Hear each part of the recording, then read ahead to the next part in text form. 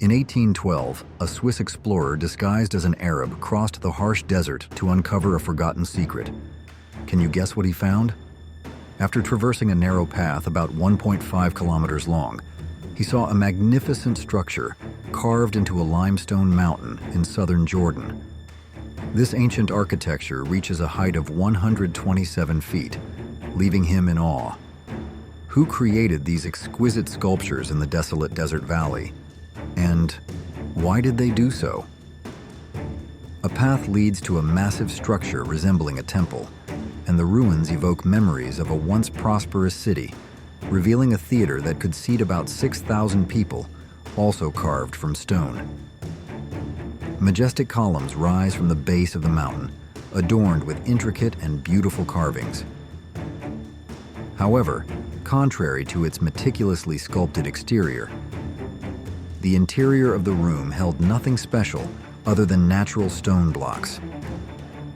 This sight astonished Burckhardt, who believed he had just discovered a lost city in history.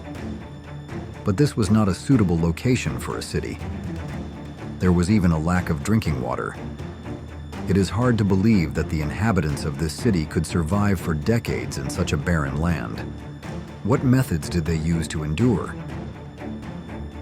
Today, this ancient city is known as Al-Khazneh, or the Treasury. But the question remains, who built these magnificent stone structures, and for what purpose? And what led to the collapse of the dynasty, turning it into a forgotten city in history?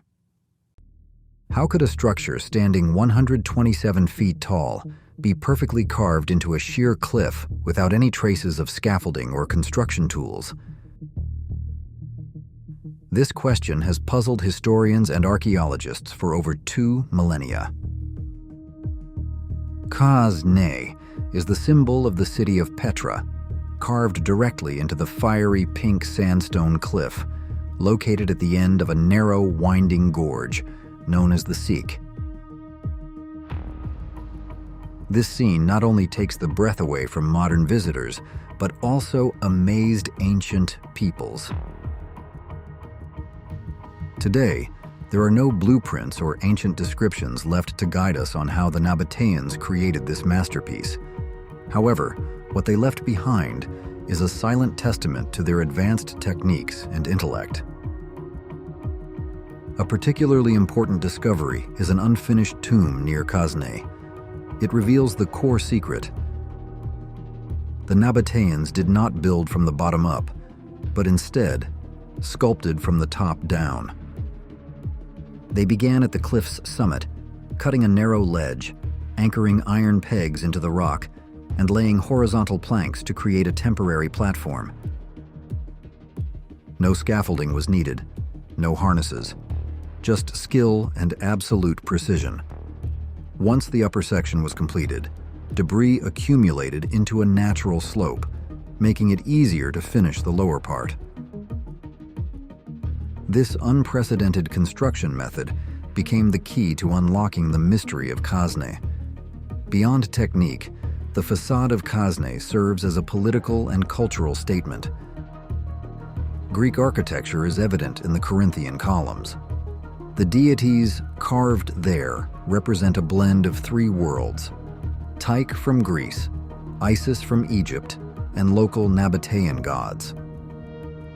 Ancient people passed down stories that when walking through the Sick Gorge, it felt like undergoing an ancient ritual. The pathway narrows, the light dims. Then suddenly, Khazneh appears before you, as if entering a completely separate world. Even after more than 2,000 years, that moment still takes one's breath away. And despite thousands of scholars dedicating their efforts to study it, the secret of how the ancients constructed this masterpiece remains an unanswered question. What impressed you most about Khazneh's construction techniques? Let us know what you think by leaving a comment below. A. Building from the bottom up. B. Building from the top down. C. Using modern machinery. D. Using only bare hands. exist in a parched desert and still have enough water to sustain tens of thousands of people? The answer will surprise you. Located in southern Jordan, Petra has no rivers, no large lakes, and very little rainfall. Yet hidden beneath its winding cliffs is a freshwater spring that rises from the earth. The Musa Spring, where it is said Moses struck a rock with his staff to bring forth water. The emergence of a spring in this arid desert must have seemed like a miracle to the early peoples who settled here. When the rare rains fell on the porous sandstone, water would seep into the ground and accumulate into underground reservoirs. The rocks of Petra became giant water towers, silently storing water during the rainy season and gradually releasing it along the least obstructed pathways. Over millions of years, these springs, along with winter rains, carved through the sandstone cliffs, creating a narrow gorge known as Seek. Additionally, this area is perfectly enclosed, shielded by high cliffs from the desert winds and sands, with a continuous supply of fresh water. However, the Nabataeans did not rely solely on nature. In those times, even before advanced technology and engineering, they designed a sophisticated water supply system that included dams, underground channels, storage tanks, and precisely inclined pipes. As water flowed through the pipes, air pockets formed, creating pressure that reduced flow and caused leaks at the joints. Hydraulic engineers experimented and discovered that a pipe inclined at 4 degrees would prevent air pockets, ensuring good flow and minimizing leaks. Remarkably, when experts examined Petra's pipes, they found them to be inclined exactly 4 degrees, proving that the Nabataeans understood this scientific principle 2,000 years ago. In the heart of Petra, beneath the Great Temple, ground-penetrating radar, GPR, has revealed a network of underground channels resembling modern plumbing systems. At the entrance of the Kazne, archaeologists found remnants of sequential water pipes running along the cliff. These pipes once carried water from Ain Musa, 8 kilometers away, overcoming rugged terrain to reach the heart of Petra. Moreover, the Nabataeans also controlled floods. They constructed dam systems to manage water flow from the mountains. Some of these dams remain intact, standing strong for 2,000 years. Not a drop of water was wasted. Every flow was calculated. They invented scientific principles that were only officially discovered in the West about 2,000 years later. Clearly, the Nabataeans were master hydraulic engineers. Unlike cultures that bury their dead in secluded areas, in Petra, tombs are found everywhere. Why did the Nabataeans carve their tombs throughout the city, and how did they sculpt them into the sheer rock walls? Researcher Paradise is currently reconstructing this technique in hopes of revealing secrets buried for millennia. Most viewers would recognize Al-Kazne from the iconic scene in Indiana Jones and The Last Crusade, where the main characters enter a mysterious temple to find the Holy Grail. But despite Hollywood's legends, most of the grandest structures in Petra are not temples, they are tombs. The Nabataeans left behind few written records, but on some tombstones, they inscribed Aramaic. One such inscription at the Turkmenia tomb reads, "This tomb is very sacred. Nothing inside shall be changed or removed forever." However, time has done the opposite of what the ancients intended. Most of the grave goods and remains have vanished, yet the niches perfectly shaped for a human body remain, clearly indicating this was a final resting place. In total, there are over 800 tombs carved directly into the cliffs of Petra, making it a city of the dead. During its prosperous period, this city was a luxurious oasis. According to the Roman writer Strabo, Petra was surrounded by steep cliffs, yet filled with springs of water, sufficient for living, irrigation, and nurturing lush gardens, amidst the desert.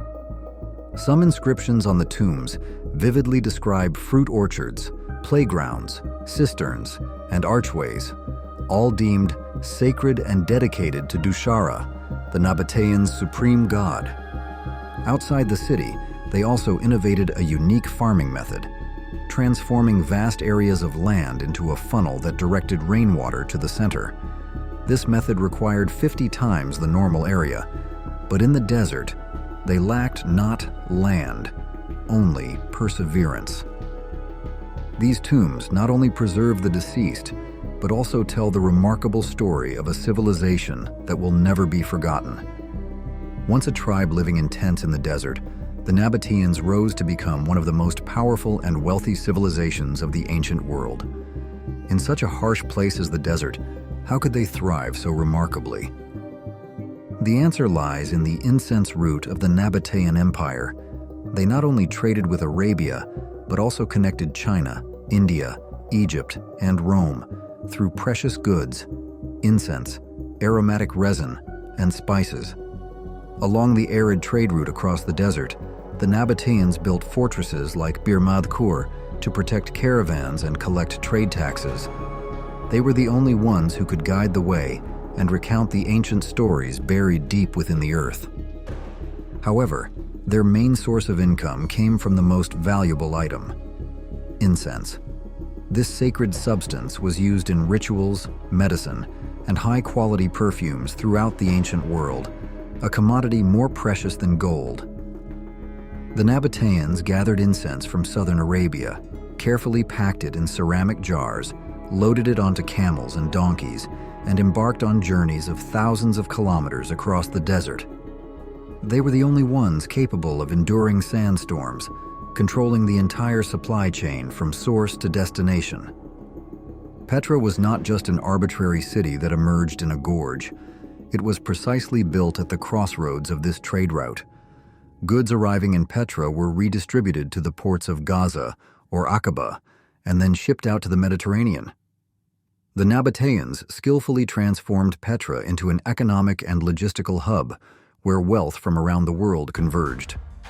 The profits from the vast incense route were so significant that Pliny the Elder, a Roman writer, exclaimed that the Nabataeans were the richest people on earth. This wealth was not only evident in the intricately carved columns of Al-Khazne, but also in their refined lifestyle. Architecture influenced by Greek, Egyptian, and Persian styles, all resulting from global trade. The incense route was not merely a path. It symbolized the strategic intelligence, organizational capacity, and timeless ambition of the Nabataeans. Through it, a nomadic tribe transformed into a powerful kingdom, turning incense into power and the desert into an empire. Do you think the incense route helped the Nabataeans become one of the richest civilizations in history? If so, comment yes below, or give your opinion. When Petra was incorporated into the Roman Empire, no one realized that this glorious moment heralded an end. In the following centuries, this once magnificent city in the heart of the desert would gradually be forgotten due to cultural, economic, and environmental changes. In the 3rd and 4th centuries, Rome was in turmoil. A new faith began to rise as people worshipped Jesus Christ. For a long time, Christianity was forbidden, and under Emperor Diocletian, the believers in Petra were forced to sacrifice to the Roman gods. Those who refused faced exile or death through forced labor in the nearby copper mines of Phano. But then, circumstances changed. Constantine ascended to the throne, and Christianity became the state religion. A new belief reshaped the entire empire. Old rituals vanished. Once a sacred symbol in pagan temples, incense was no longer used in early Christian ceremonies. As the temples closed, the demand for incense dwindled. Prices plummeted. The goods that once sustained Petra became surplus items. At the same time, the trade routes underwent significant changes. When Petra was conquered by Rome, the empire chose faster, more convenient paths through the Egyptian seaports. Caravans crossing the desert gradually disappeared. What the Nabataeans had once feared became reality. The city's remote location became its most pressing issue. Even the name Arabia Petraea could not save Petra's fate. The Romans rarely visited the Rose City. They preferred Bostra, a town better connected to the centers of power. Petra was forgotten, little by little. The bustling markets grew sparse, and the sounds of buying and selling vanished from the stone gorge. The houses carved into the cliffs now echoed only with the rustle of bats and the haunting howls of wild dogs in the cold desert nights. Then, the horrifying day that erased all traces of the city of Petra arrived. On the night of May 18th, 363, a deep rumble from the earth was heard. An earthquake struck right where two tectonic plates collided. The shock was so intense that it broke the water supply system, sweeping away pebbles and drowning the city center in a flood. A city nourished by water now faced its demise because of it. Thank you for watching this video. What are your thoughts on the fall of Petra? Or do you feel sorry for their glorious period? Leave your comments below. And if you like this video and want to learn more about the wonders of the ancient world, please like and subscribe so you don't miss the next interesting stories.